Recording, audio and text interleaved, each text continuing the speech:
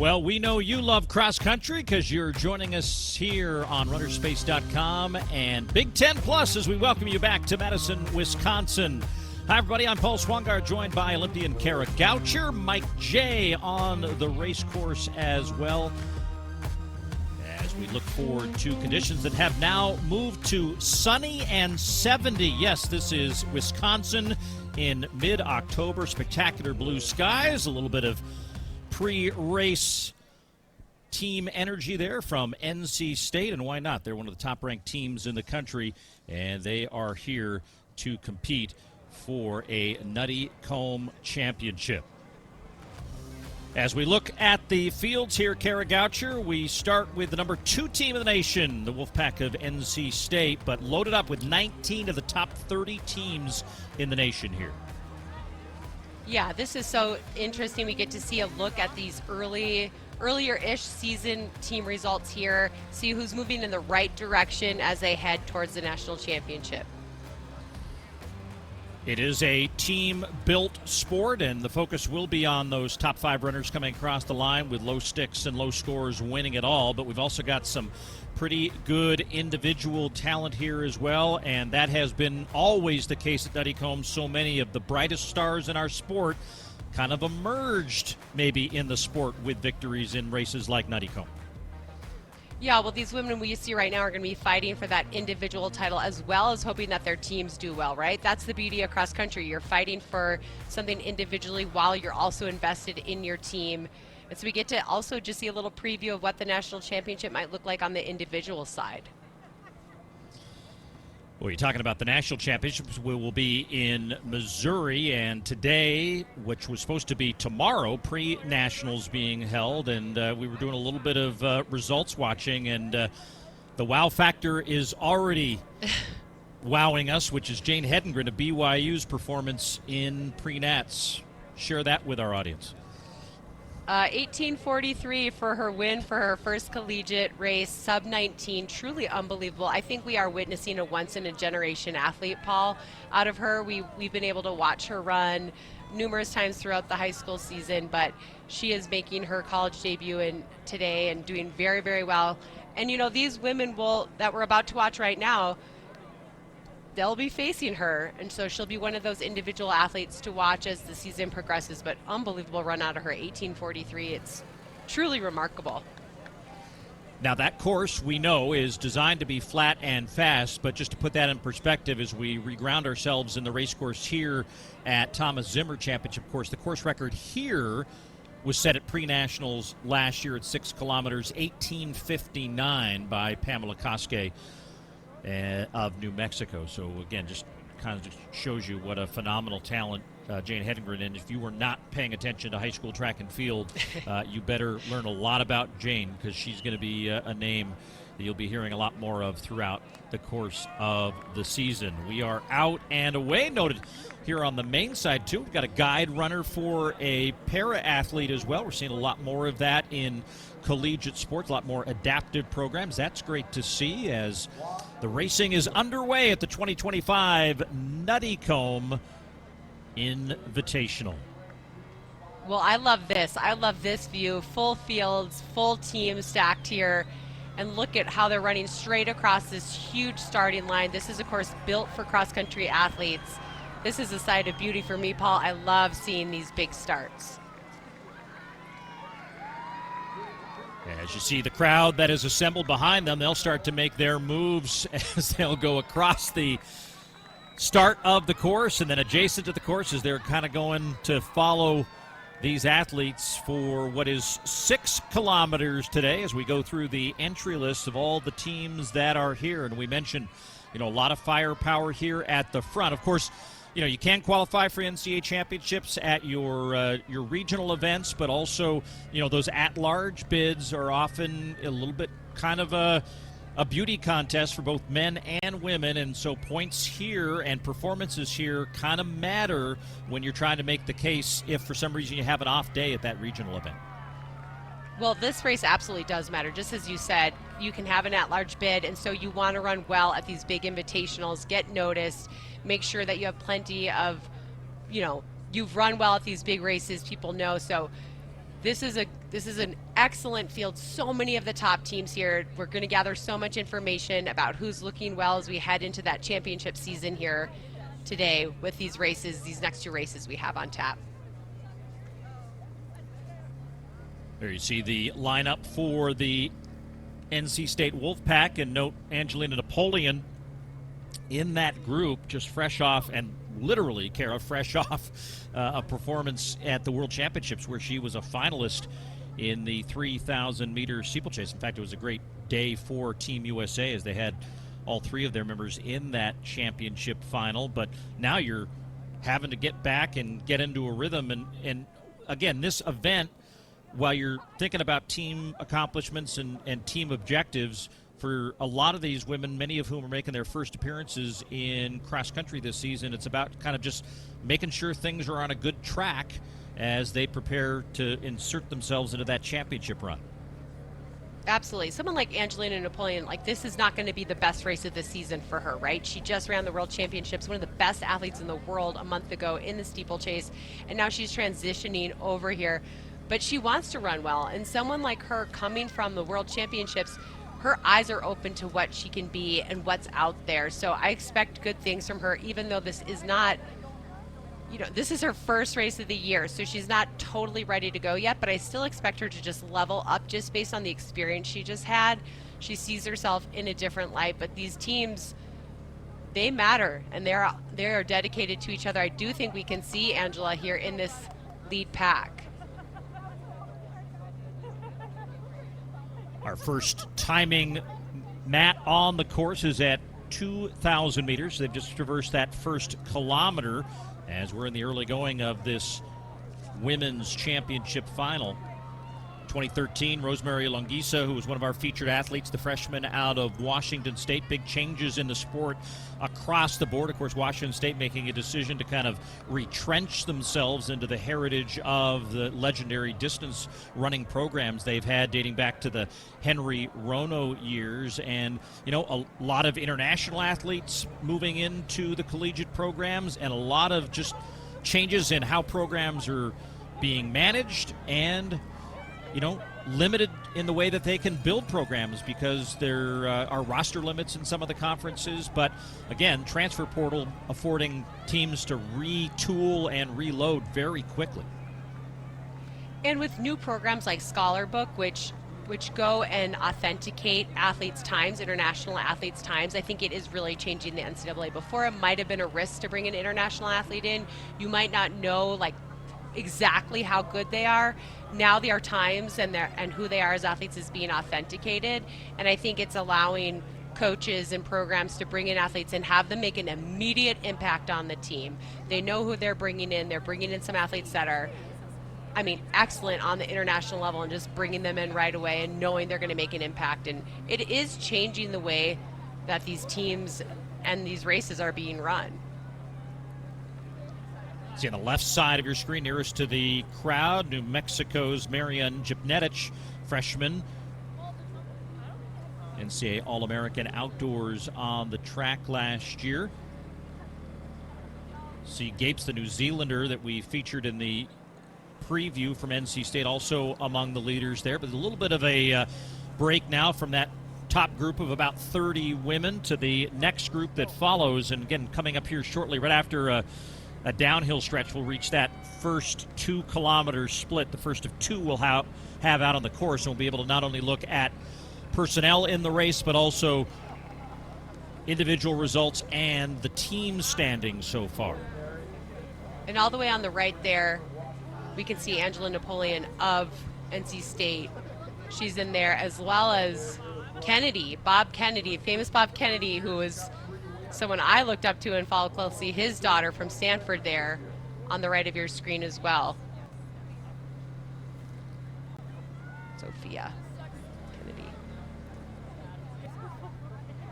So coming off that hill, they'll come to the timing mats here momentarily. About almost 6.5 minutes elapsed on the clock through the first 2 kilometers of this race. So fairly quick, solid early pace for these women, and officially at 2 kilometers. They go over the mat right there. Rosemary Longisa of Washington State officially with the lead, but Holly Smith of Northwestern is there. Grace Hartman of NC State. Van Wilms of Wisconsin. Sienna Chisholm of Notre Dame. That's your top 5. And then we'll start to keep an eye on the top of your screen, which is always a very dynamically changing part of the results as the team scores are adjusted in real time. But right now, Notre Dame with a good, solid effort right now. Top 5 runners all within the top 28 places in the early going, and they have the lead currently over NC State with 2/3 of the race still to run. I think this will break up quite a bit over the second half. I'm impressed by Notre Dame. They're running very aggressively right now.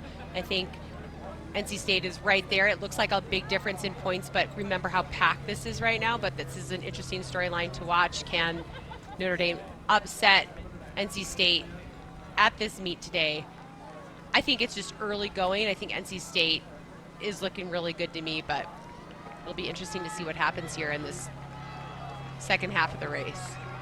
As you start to see some of those, Utah in 15th, Gonzaga in 16th. Toledo is the only team of the top 18 through 2 kilometers that isn't ranked, which just shows you that the teams that did come here with a national ranking have come to play today, as they are all fighting for the bragging rights here at Nuttycombe. So we're going to start to see, it looks like, a little bit of an insertion of pace here as that lead group beginning to decompress just a little bit as we keep an eye on that athletic course tracker where you can see them out on the course here at Zimmer in Madison, and as well the elevation tracker that shows you kind of the undulations these women are experiencing real time out on the course. Well, they are moving, Paul. They are significantly ahead of that B race that we saw. These women are racing hard. It is starting to break up slightly, but look at how it is starting to string out, but you still see a big group of women in that front. And with so much running left, there's still a lot that can happen in the second half of this race. So that's Grace Hartman doing the work at the front. Now driving this, her teammate Gapes on the left side of your screen. Chip Nedich of New Mexico is also there. Joy Naukut of West Virginia, I mentioned her, the sophomore, right next to Longisa as they make the turn, and as the Gator follows them, you can also see they'll now attack a little bit of a climb here. And Hartman looks very in control right now. I know there's still a lot of running to do, but she looks very controlled. Her arms aren't moving very much. Looks like she's just sort of easily pressing. She's looking around, gathering information for who is still with her at this point in the race.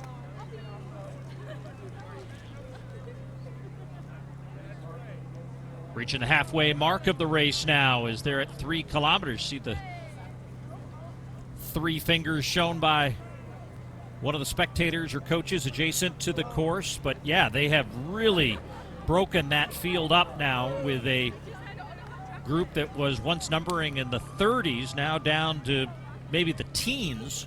And we'll keep the camera here for a moment as we keep an eye on some of the other athletes in the field. And, you know, we talked about it a little bit in the B race too, Kara. This is the great thing about cross country. The team race most likely won or lost on that camera shot below the leaders up above. Yeah, and even these front runners, they care deeply about how their teams are doing. I mean, they're front running to score the least amount of points possible for their team. They're all invested in each other. It matters what happens in this secondary screen that we see right now. Every place matters. These team races can become so tight, and even if you're not having the greatest day for yourself, you need to get as many athletes as possible to score the lowest points possible for your team.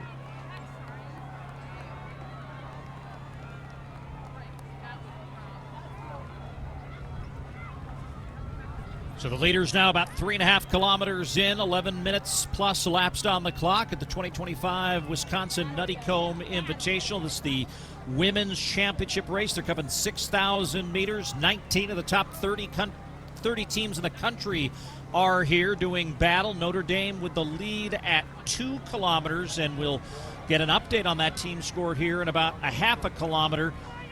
But it does look like NC State showing their prowess with their top runners, including Napoleon, among this group, now leading through 3.5 kilometers. Well, they have 3 women in this lead pack, led by Hartman, who looks so good to me. Her mouth is barely open, Paul. She's barely breathing at this point. So she is in the front now and starting to push a little bit, looking so strong. But she has 2 teammates right behind her in that lead pack.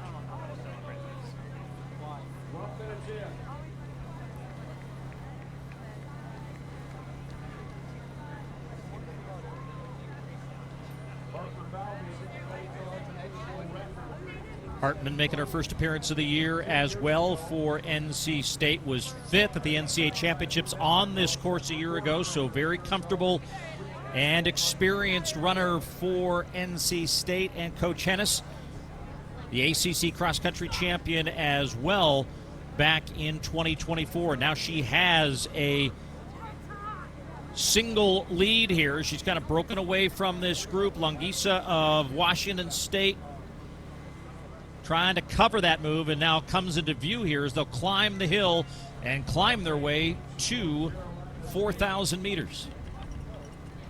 She looks very, very good in the front here. She does have company. And we see on the right of the screen as well, Angelina Napoleon really pushed her way up that hill to push herself back into position. She's now in 3rd position. So in the top 4, there are 3 women from NC State. 13:12.2 on the clock for Hartman.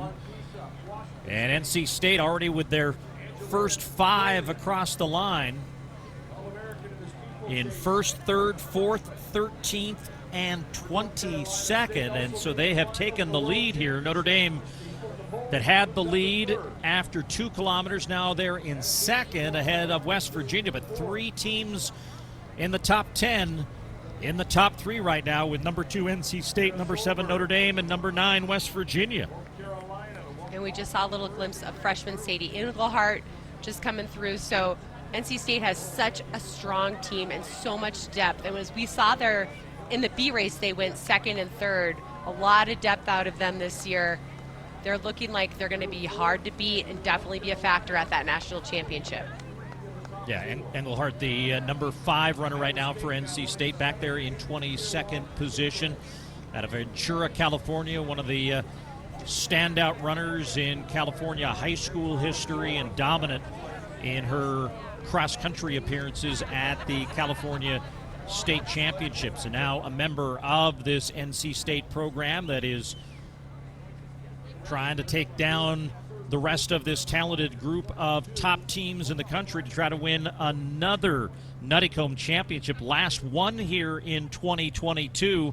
And with that score of 43 to Notre Dame's 124, they look well on their way, though the battle now is really Hartman and Longisa as they battle for individual rights. But Hartman looking over her shoulder and maybe also thinking about that team race as well. Wanted to make sure she can recognize some people behind her.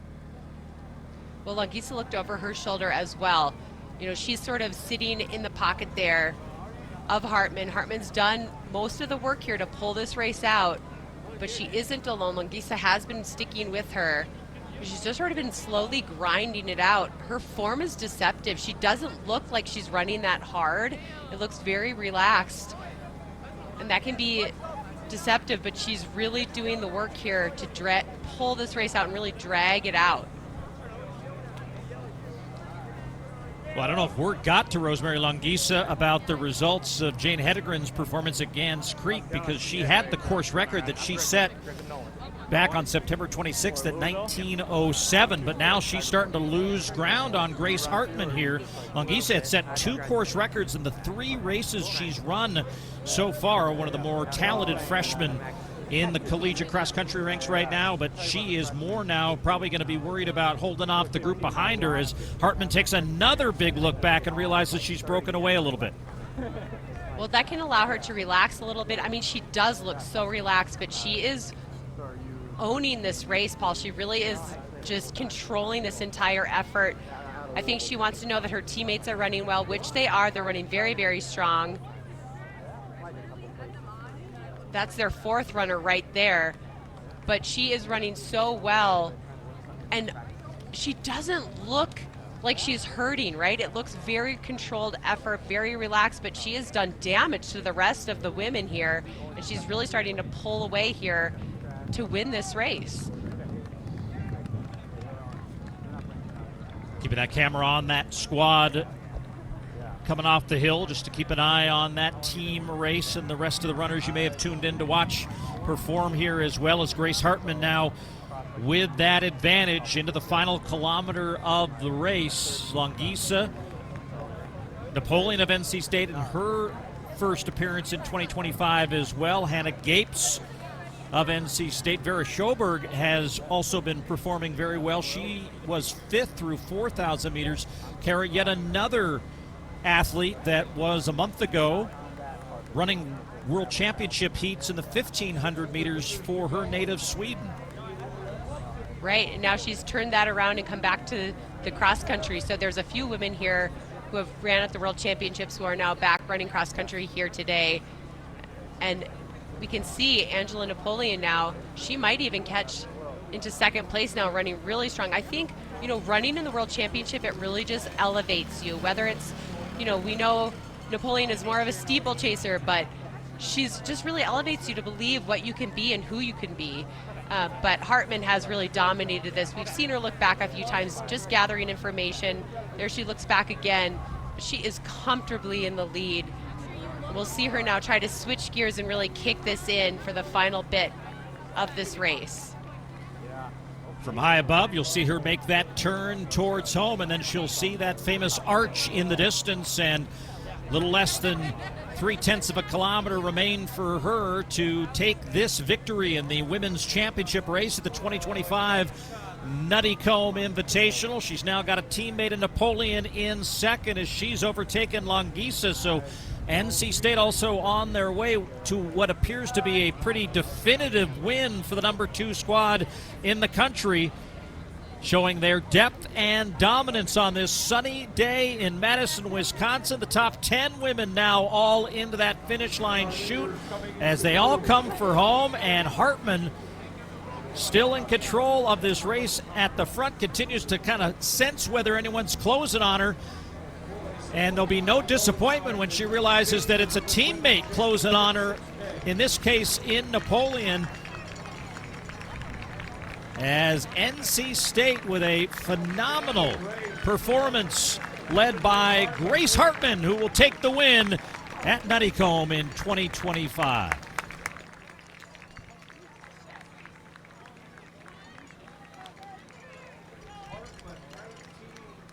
See Longisa finishing there along with Napoleon, Gapes, Schoberg, Nocott, and Kerwa of Iowa State coming in seventh ahead of her teammate Betty Kipkor. So a pair of Iowa State freshmen in the top 10. That bodes well for their goal of reaching the podium. And right now they're second in that scoring behind NC State. But NC State, I think, had once again a phenomenal spread on this day. Their top 5 now all in with first, second, 9th, 11th, and 18th as Sadie Englehart's the number 5 runner for the Wolfpack today in NC State.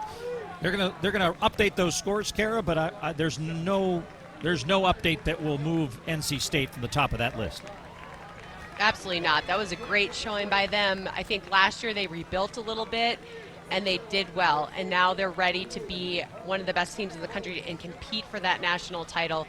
Really strong team run by them and a lot of depth on their team. Excellent run out of NC State.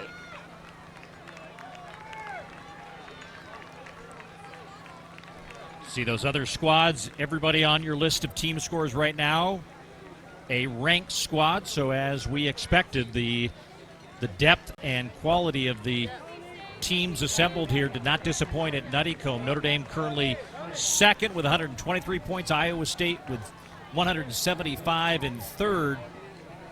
And then you see West Virginia and Northwestern in the top five.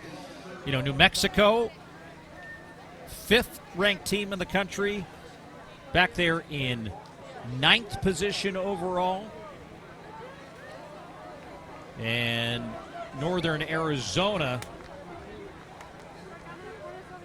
not putting their full team into this race today. And we're going to see that maybe similarly play out, Carrie, in the men's race, as Iowa State is planning not to run some of their top runners. So again, you know, there's some teams who are feeling pretty comfortable about where they sit, where their chances will be come regional time, and for others really wanting to perform well. You know, it bodes well for number 16 Iowa State, making it through to, looks like, finish third in this. That's the kind of resume you would want if you need it, should you have to get into the national championships through an at-large bid. Right.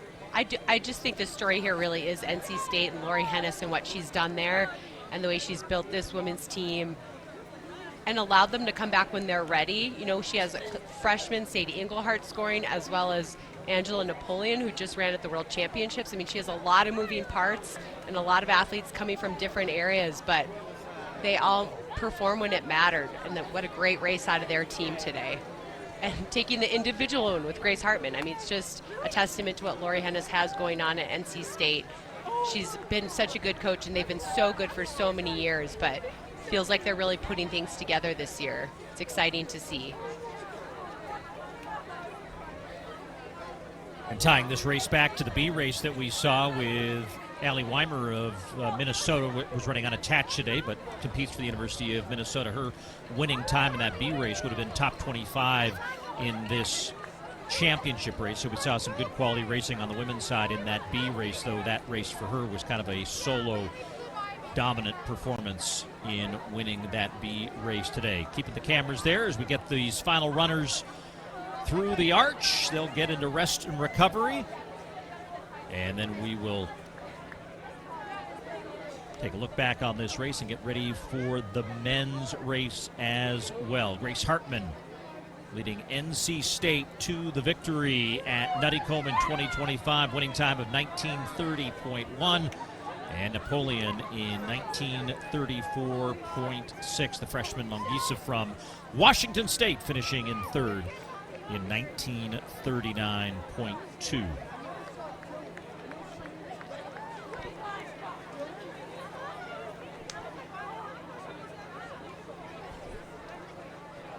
So top 16 teams at Nuttycombe, all ranked, as we had 19 of the top 30 teams in the country here. And we go back on this race and reflect on it just a little bit.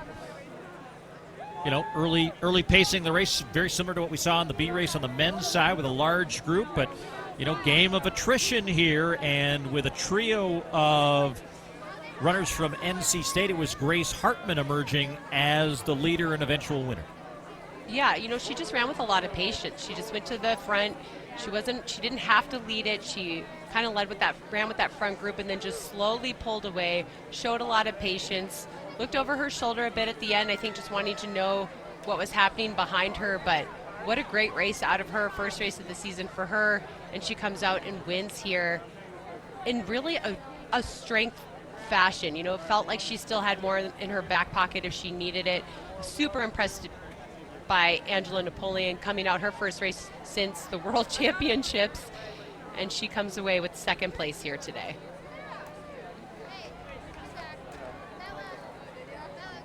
Put those results back on the screen for you as they're in their final review, but no review should change the important results, which is a sweep for NC State, both individually and collectively. 41 points for the Wolfpack in taking the Nuttycombe Invitational for the first time in 2022. And Grace Hartman is your Nuttycombe champion, adding to a long list of great champions in the history of this Nuttycombe.